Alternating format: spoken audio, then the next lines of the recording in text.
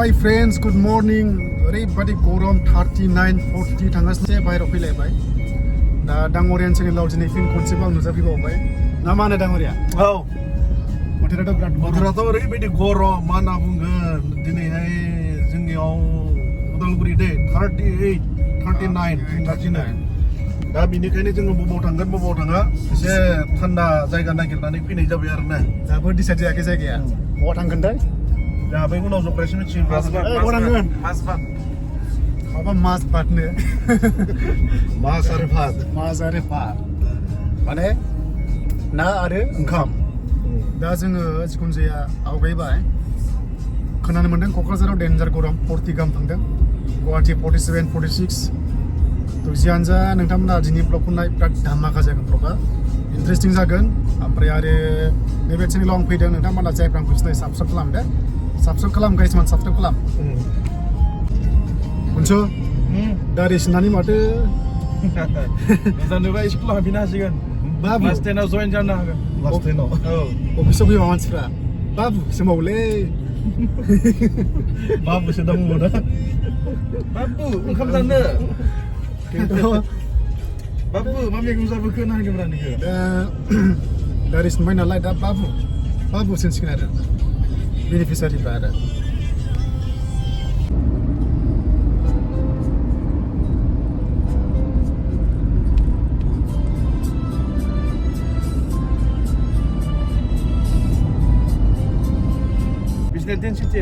दा जोङो भैरबकुन्द' खाथियाव सफैबाय ओमफ्राय मोनसे एनाउन्समेन्ट जुदि भुटाननि थाव सोनोबा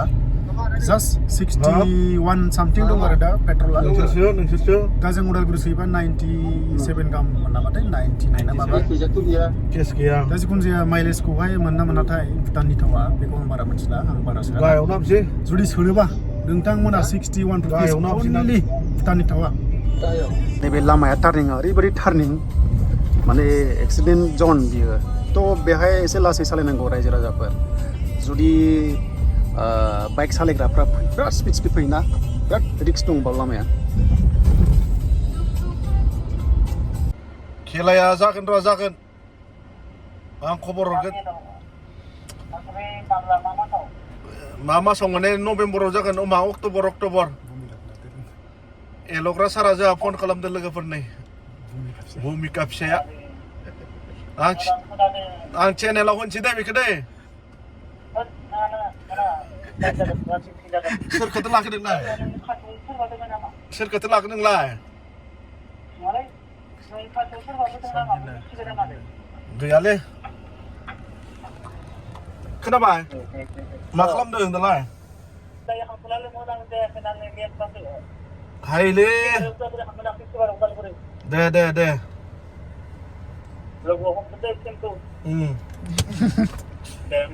जागोन दे एल'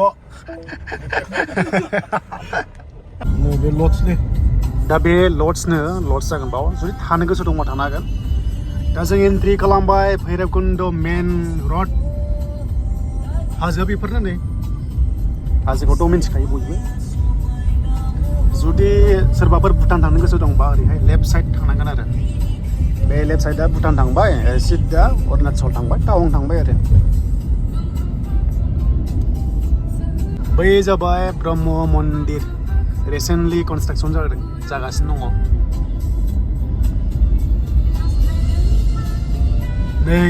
भैरबकुन्द' भुटाना ओरैहाय लेफ्ट साइड थांनांगौ सिदा टावां दा जों बबेयाव हाबगोन जों मोनथिथ'ला डिसाइड खालामनांसिगोन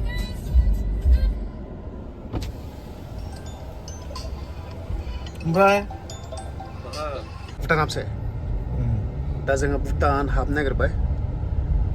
दा बिसोरना बिराद गावसोरनि जायगायाव स्ट्रिक्टार एन्ट्रि खालामथारनांगोन भटार कार्ड नांथारगोन दा जोंखौ लायना लाया नायनोसै दा मानि बेगाव दंना गैया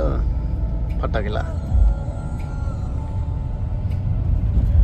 थेंक इउ फर भिजिटिं दंना गैया माबा भटार कार्ड दा बेयाव हाबनोबा गारि एन्ट्रि खालामनांगौ बे फार्स्ट इन्डियान गेट दा बेखौ बारनाय लोगो लोगो भुटान हाबसिगोन आरोबाव गेट मोनगोन बे जाबाय इन्डियाननि आरो हाया माने दा एन्ट्रि खालामगासिनो दङ दा फाइनालि जोङो भुटान हाबबाय भुटाना हाग्रासो ने एकदम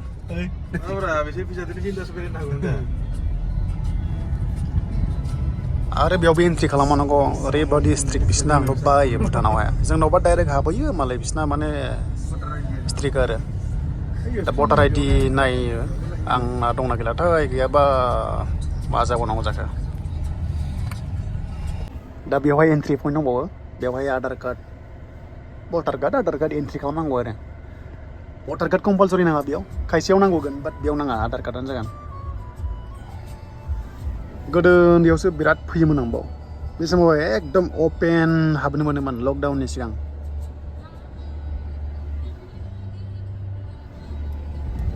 भुटाननि राजा रानि फेमिलि नायबानो खोन्थाहरनो र' सोंहरनानै राजा रानि फिसाला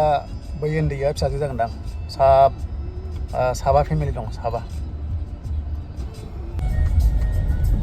दा जोङो भुटान टाउनाव हाबबाय बिसिना नै टावारा वाइफाइ दां सिमनि जागोन खोमा सिमनि माराम नुथारबाय माथो मोनस' माथो माराम जाथारबाय माराम नुथारबाय माथो हा बहुद बोसोर जाबायमोन आं हाबैया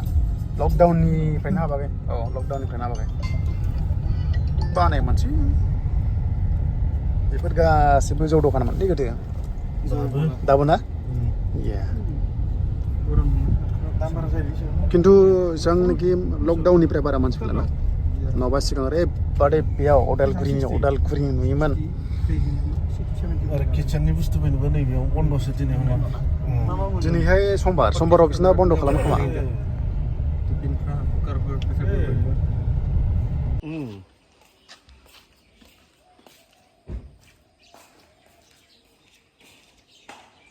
पाराडाइस हटेलाव बरायबाय होनना बुंदोंब्रा एसे मारै पाराडाइस हटेलाव बरायबाय भुटाननि पाराडाइस हटेलाव बन्द'सोनो सेसलै दिनै समफाखा फुरा टाइमा सेस समफा दिनै दा जों फैदोंमोन भुटानाव पेराडाइस हटेलावहाय गासिबो बन्द' माथो सेस ओरैबादि गरम भुटानावबो अ माइ गड गंनै गारि फैदोंमोन बन्द' जाबाय फुरा खाफालानो समफासो दिनै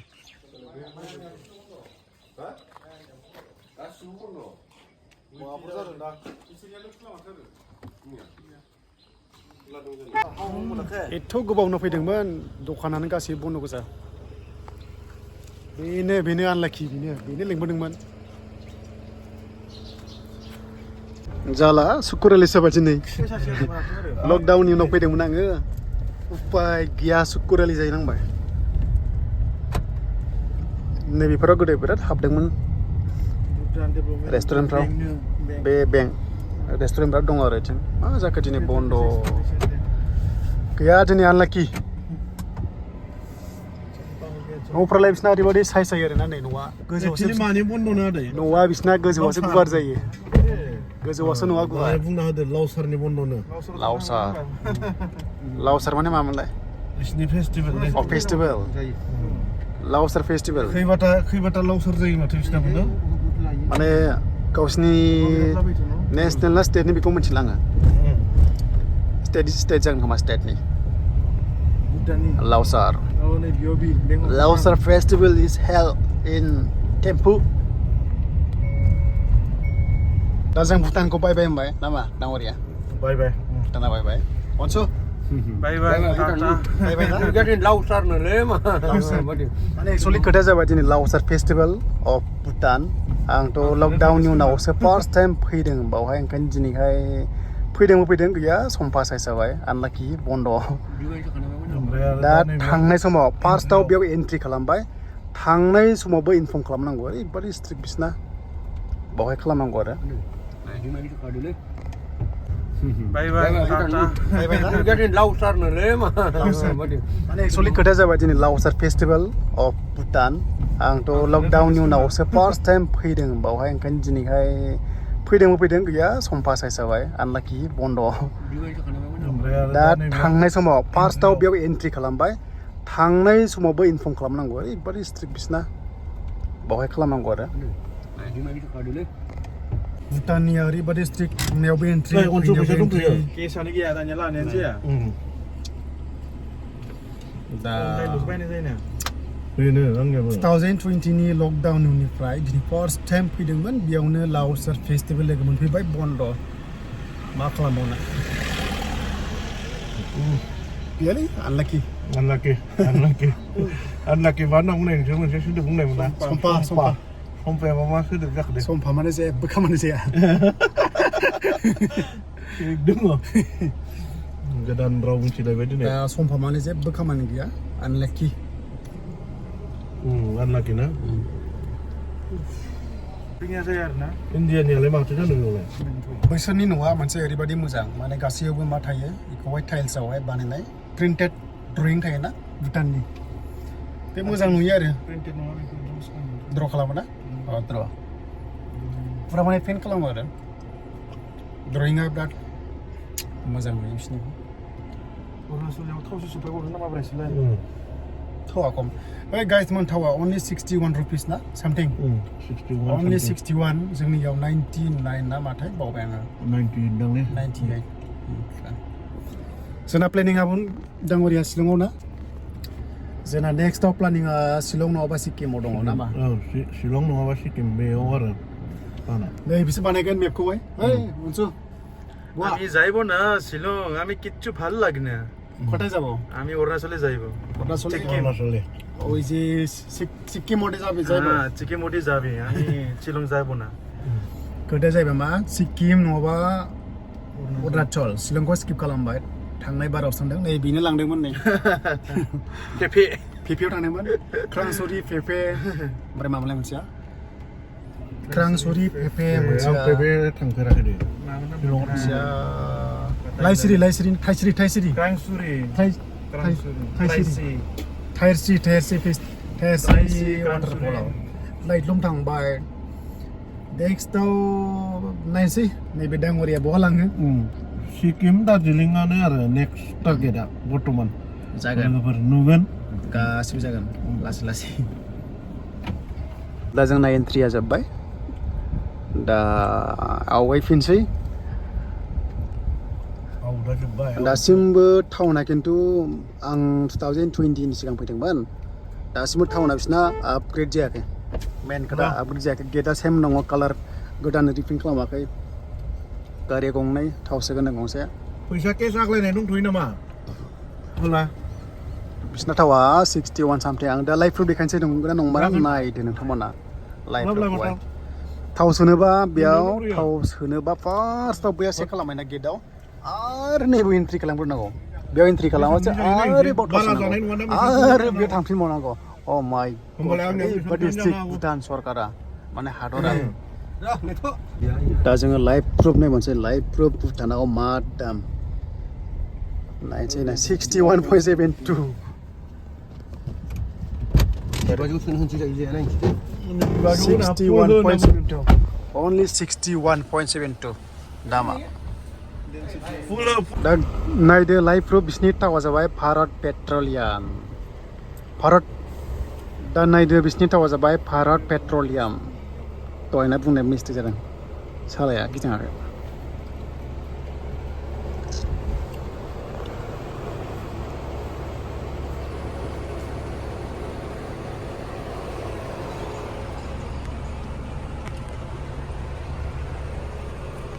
दा जोङो थाव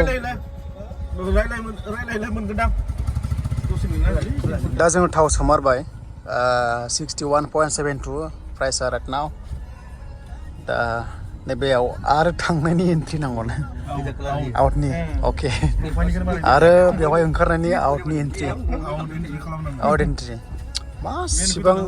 बुजिबाय दा नोंथांमोना माबायदि स्ट्रिक्ट भुटान सरकारा फिसा इन्डियाननि खाथियाव थाबाबो Banyak देखायनांगोन आरो नै थिन देखायनाय स्लेब देखायनांगौ आरो उच्चारात मी फुरा देखायनांगौ तेरे Happy Lauchar. Lausar happy Lausar in Bhutan ओमफ्राय नै बेखौहाय बेखौ बोरमा होनो बेयाव साहा दखान दङ नेपालि गोजा बाव मेक्सिमाम माने बिसोरो सिगां सेटेल जागोन ना मागो खिन्थु बे इन्डियासो दे इन्डिया बियो माने जोंनि बिटिसि बेयो दा बैहायबो आरो एसएसबि सिख्लाफोरनो आरोबाव एन्ट्रि खालामबावनांगौ एन्ट्रिखौ बुंनांला नाम्बारखौल' बुंलांनांसिगौ जास्ट नाम्बारखौ गोबाव जाबायना फैया आन्दायलायलांलै नाम्बार बेफोर गासिबो बिजनेस 138 बावहाय आरोबाव खोन्थालांबावनांगौ खोन्थादोलै माथिं 138 138, madam. जायगाया